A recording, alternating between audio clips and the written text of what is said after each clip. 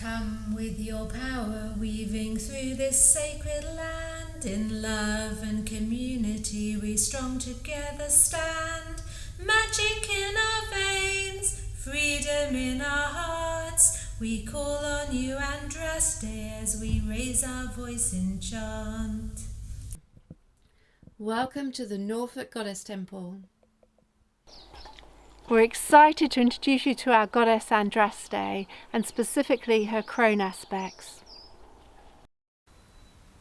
We also want to introduce you to our eastern corner of the country and show how the landscape and people are intimately linked to the goddess.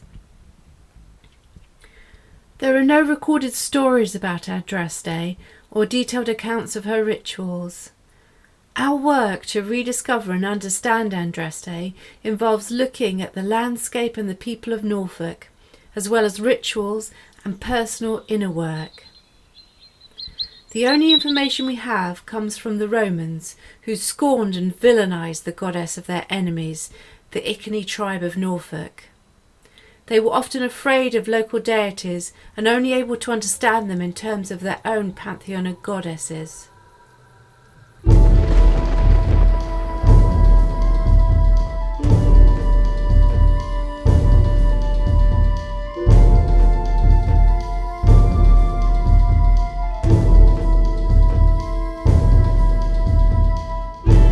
Cassius compares Andraste's followers performing rites to Dionysian Maenads, and they tell us she was worshipped in sacred groves. We very much see her as an earthy goddess of the land. Our temple priestesses look at the nature and the people of Norfolk, past and present, to rediscover its goddess Andraste. Just as in the past, tribes looked to the land to understand its magic and the face of the goddess. The modern environment of Norfolk will look different in many ways to the days when the Iceni tribe lived in our lands. But answers can still be found. The face of Andraste changes to meet modern life. The goddess is evolving and relevant. She is there for those with an open heart and mind to discover.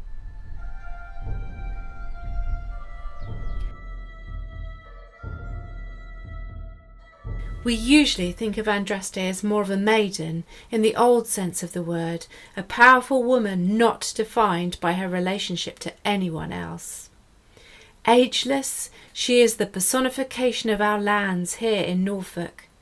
We see her in the wide open spaces, in the gentle hills, the rugged cliffs and long wide sandy beaches, in the rivers, broads and whispering reed beds, in the wildlife-rich salt marshes and woodlands.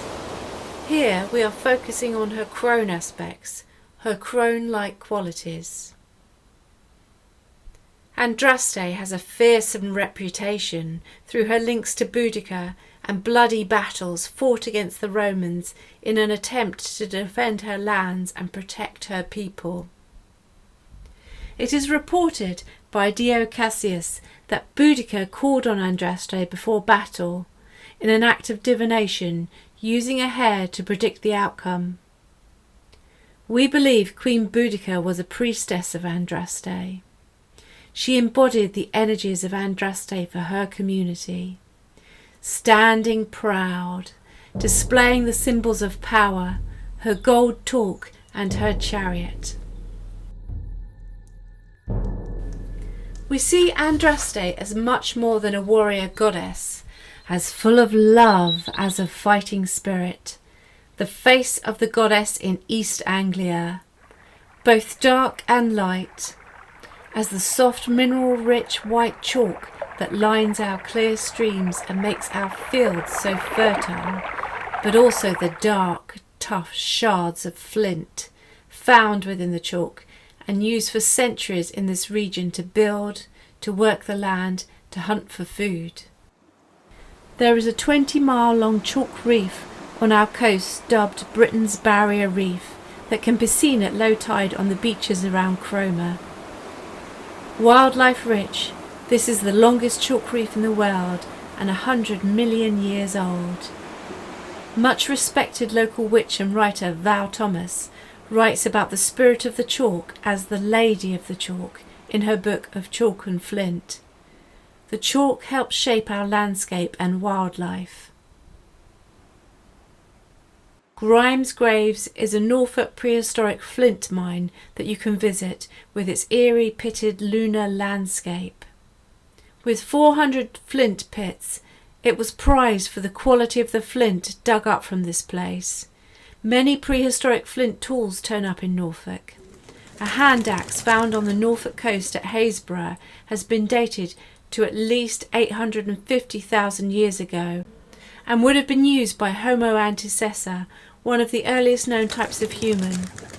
Norfolk has many great buildings made from flint, including the highest number of churches with round flint towers in the world. These round towers feel earthy and feminine. So, is Andraste's Crone aspect related to the tough flint nodules found in abundance in our soil?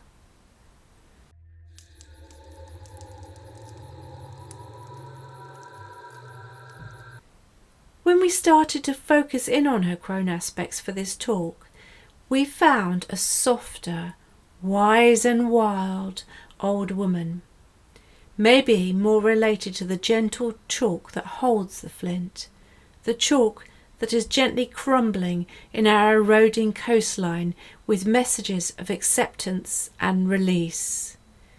The chalk that feeds the soil, that provides a home for much river and sea life. The wise chalk, but with nuggets of flinty determination at her core. The crone of the chalk. She is the wise teacher, unafraid of teaching hard lessons when necessary.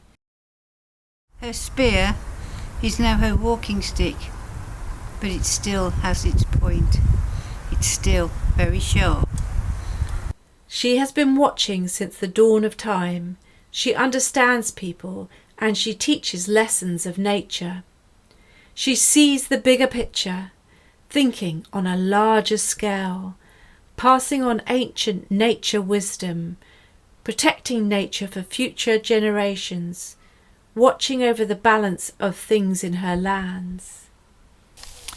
Andraste as Crone is mistress of magic and goddess of divination. She sees beyond the current reality. As an ancient deity, she has knowledge of the past and also foresight into the future. She empowers our magical workings and has deep wisdom to guide us after years of silently watching and waiting. We just need to find the space and silence to listen. She has much wisdom to pass on to us if we are receptive to her. She takes us under her wing and gently guides us to find our own answers. The best teachers are those who enable us, empower us to find our own path. She has a gentle strength. She doesn't need to shout. The wise will be listening. Her words carry weight. Andraste is all about empowerment, and those who seek personal empowerment for the right reasons can ask for her help. Like ancient trees that have holes, cracks and crevices in their bark and roots, she offers shelter to the young and vulnerable. As the old shrink back, they make space for the young to be guided and grow. Like the animals that inhabit cracks in the old trees that are still standing firm, the creatures that make their homes in old stones. The energy of the creatures that seek shelter and wisdom from her give her energy from their honouring. Spend time with the ancient trees of East Anglia to connect with the Crone aspect of Andraste. Certain trees are thought to have been sacred to the Celts of this land. The Iceni were the Celtic inhabitants of Norfolk before the Romans invaded. The Roman headquarters in Norfolk were at Venta Icenorum, just outside Norwich, and you can still see the layout of the streets in the lines of the fields there. But more recent archaeological work has identified larger and older settlements a short distance away, where they also discovered the footprint of a Celtic Romano temple, thought to be the second largest in England. Could this have been a temple to Andraste? There are two buildings within the temple wall that are slightly off-centre, and experts believe there would have been an ancient sacred tree at the heart of this complex. Trees populate and shape Norfolk, held dear to successive generations. Andraste's Crone is these ancient trees, holding the knowledge, watching over the lands, cleaning the air and spanning 3 dimensions, offering shelter and nourishment to those who honour her. Trees hold a special place with the people of Norfolk. We know from Roman accounts that Andraste was honoured in sacred woodland groves.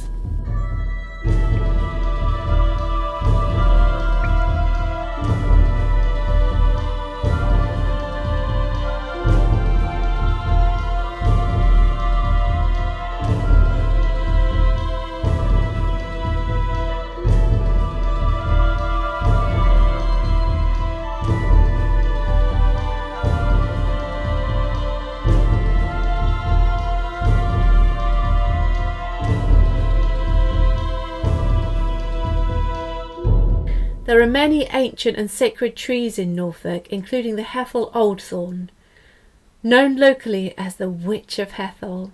Thought to be one of the most ancient hawthorns in the country, she has been dated at over 800 years. Folklore has it she is one of the thorns that grew from the staff of Joseph of Arimathea, just like the ones at Glastonbury, and her girth was recorded as 9 feet 1 inch in 1755. She currently stands within the smallest nature reserve in Britain, old and shrunken, but still standing strong. She embodies some of Andraste's crone qualities with her hawthorn protection and shelter for animals. Norfolk has few remaining ancient forests, including Wayland Woods, the setting for Babes in the Woods, where the exhausted and frightened children lay down in front of the foot of a grand oak tree to rest in its protective shadow, while a robin covered them in leaves for warmth. The name Wayland is thought to come from Old Norse, meaning sacred grove. Trees and their timber were often incorporated into sacred sites in the Norfolk landscape. Seahenge was discovered in 1988 at low tide in Holme on the Norfolk coast, consisting of 55 split oak trunks. Some of the fossilised trunks are now available to see in King's Lynn Museum. They were thought to have been placed together, creating the appearance of a giant trunk. In Thetford, archaeologists have discovered evidence of an extensive building in Fiston's Way. Originally speculated as a possible palace for Boudicca, further research has shown no signs that anyone lived there, so it's now believed to be a religious complex and meeting place for the tribes. Extended in AD 50 to 32,000 square metres, the size of 5 football pitches, bounded by 2 ditches, separated by 9 wooden palisades. It could be interpreted as a man-made woodland grove on a massive scale. Just off the Norfolk coast there lies an ancient forest under the sea. Dark chunks of fossilised wood and jet wash up on the beaches, along with treasures such as cornelian and amber. Thousands of years ago there was a land bridge from the Norfolk coast to the continent, known as Doggerland, which our ancestors walked across to colonise Britain. Along the Norfolk coast at Haysborough, 900,000-year-old footprints were uncovered, the oldest outside of Africa. Norfolk is the only county in the UK where evidence of 4 different species of human have been found. Norfolk has provided a comfortable home for humans for millennia, and Andraste has watched over them all with love. In the Bronze Age, the Iceni tribe were prosperous under the protection of Andraste and traded with other British tribes. They are thought to give the name to an ancient trackway named the Icknield Way, which stretches from Norfolk to Wiltshire, from east to west along the Chalk Ridge. The Iceni were keen to protect their Celtic way of life and late to adopt any Roman influences, continuing to produce beautiful Latin-style artefacts after the initial Roman invasion, famous for their decorative metalwork. One of the only tribes to put the tribal name on their coins, they were proud of their identity. Many beautiful Iceni coins have been found, often depicting horses, which were very important spiritually to the tribe. This coin is thought to possibly depict Andraste. Archaeologists have pointed out the coins are unlikely to have been used primarily for payment in a society that worked with a barter system, and may instead have been used as offerings to local deities. Evidence has shown the tribes were nomadic for some parts of the year and rarely enclosed their villages, implying a peaceful people living in harmony with the natural world. However, when wronged, they determinedly stood their ground and fought for what they valued. Revolution and revolt is in the Norfolk blood, including Kett's Rebellion of 1549, when the rebels famously plotted under Kett's Oak just outside the city of Norwich. Norwich was one of the last cities in England to be Christianised. Today the people of Norfolk are friendly and welcoming and like a quiet life, but I would say they still have that fiery determination when put to the test. They like to take their time and can be slow to trust, allowing time and following their heart rather than following others or worrying about convention. This wisdom, determination and integrity we see as aspects of Andraste's Crone. After the Boudiccan rebellion, the Iceni were brutally and systematically crushed by a Roman governor who later faced accusations of war crimes and, while not convicted, never held a position of responsibility again.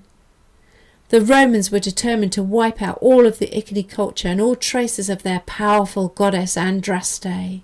The religious centre at Thetford was systematically dismantled, the parts taken away and the surrounding ditches filled in. New Roman forts appeared in the Norfolk landscape. Andraste is an ancient earthy goddess who has protected her people and lands in a forgotten nameless way for many centuries. Andraste's Crone is a wise and worldly teacher for those who are truly ready to learn from her. She teaches lessons of empowerment through acceptance and self-knowledge, of divination and spell work, of how to live in harmony and balance with the land and community, how to feel rooted, stable and strong as the Witch of Hethel. And now she rises. And now she rises. And now she rises. Now she rises.